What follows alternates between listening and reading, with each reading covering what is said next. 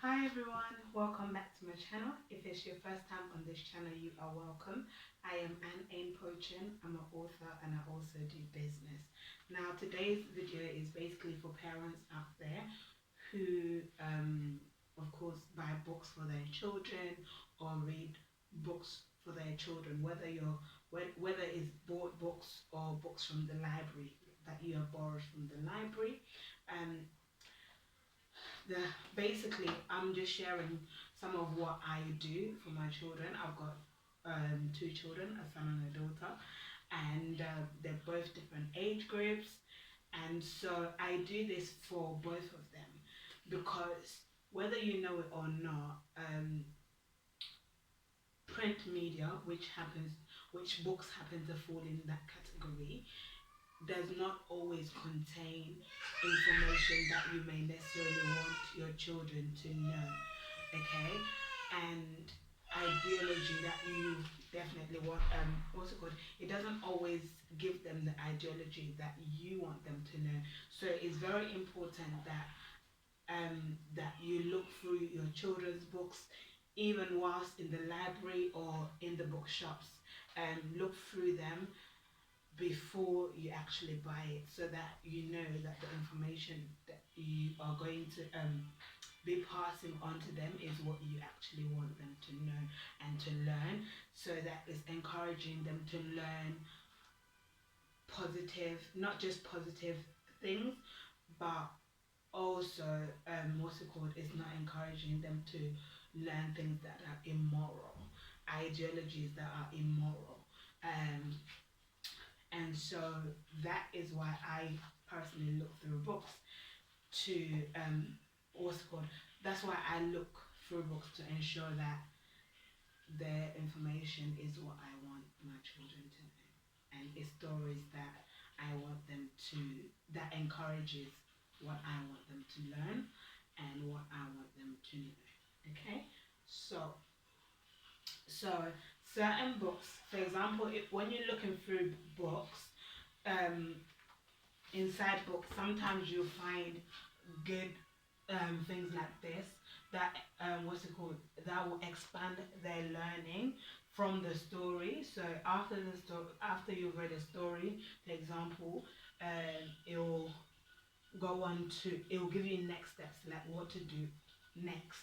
So those things encourage them to learn different things. So it's going to show the children the cover again.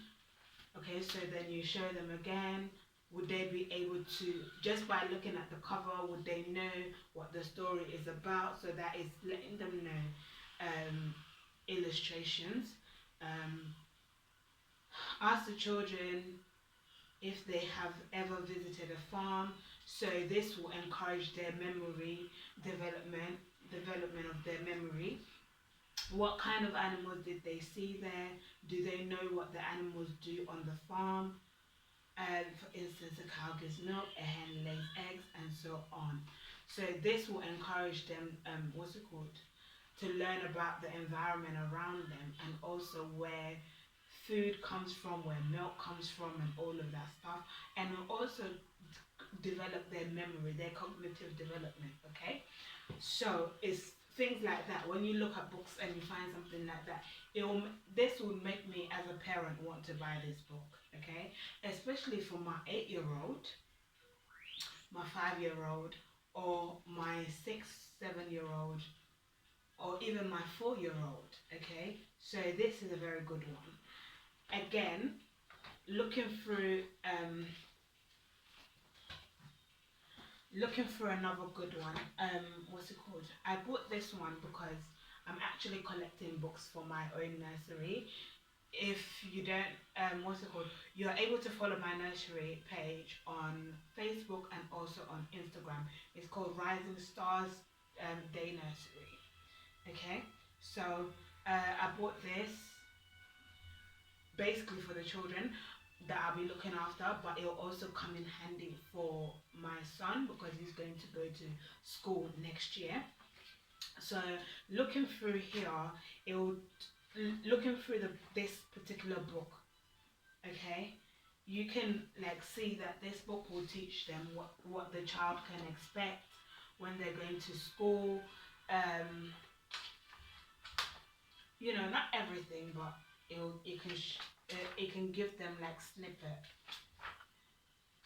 of what to expect. So this is a good one. Okay, so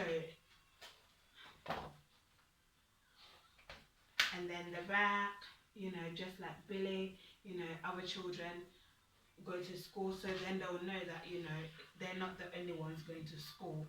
There are other children who will be going to school as well. So these two, okay. And then another good one, this one I bought it for my daughter, and whether you know or not, right representation of children in books and in literature, what's it called, is very important, okay? Because a lot of Afro-Caribbean and Asian children don't read, apparently, they don't read a lot of of books, because they don't see themselves in most books. It's very rare, which is actually true. It's very rare for them to see characters in books that represent them, that looks like them.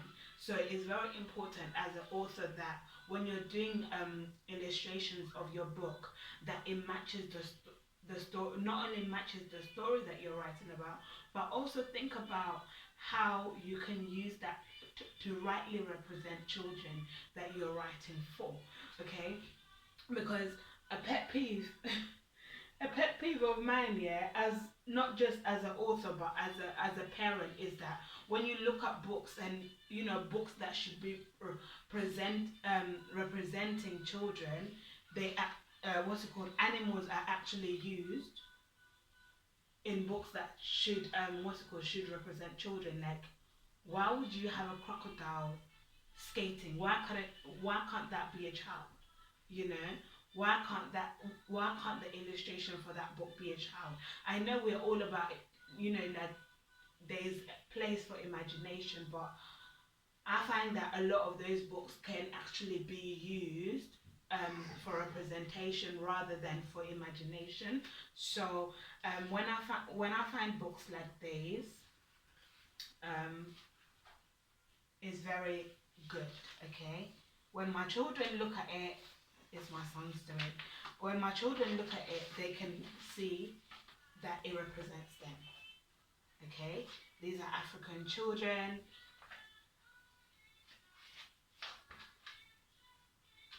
Is it African or Afro-Caribbean?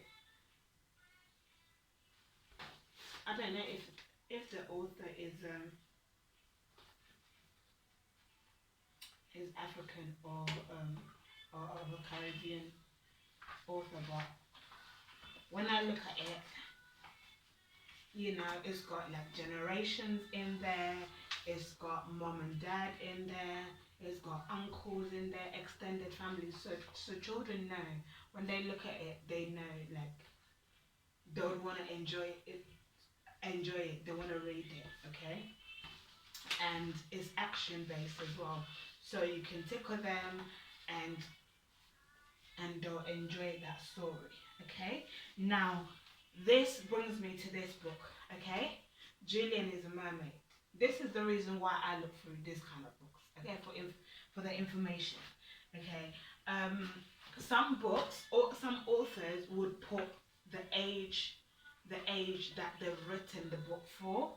So you, just by looking at the back of the book, the information at the back, you would know, like, okay, this is for 0 to 3 year old, or 0 to 18 months, or but you can, even if it doesn't have the age groups on there, as a parent you can gauge what age you would read that to your child. Okay, so this book, you'd see, you think nothing of it, it's just a mermaid. Okay, I got a few books that from the library, they were giving their books away. Okay, so this happens to be in the box. Now I got rid of a lot of those books because one, they didn't they were not appropriate. I didn't find it appropriate for a child, because I don't like reading books that will bring fear, would put fear into children, things to do with monster and all of that stuff. I don't like reading them, so I threw those books in the bin. But I kept this because I thought, okay, let me see, let me read, let me skim, let me keep it on the side because it's a black boy. But then, as I skimmed through it, it wasn't pushing the right thing that I'd want my son or my daughter to even think of. Okay, because if you haven't watched my video on transgender, go and watch it. There's part 1 and 2 on there. Now, a lot of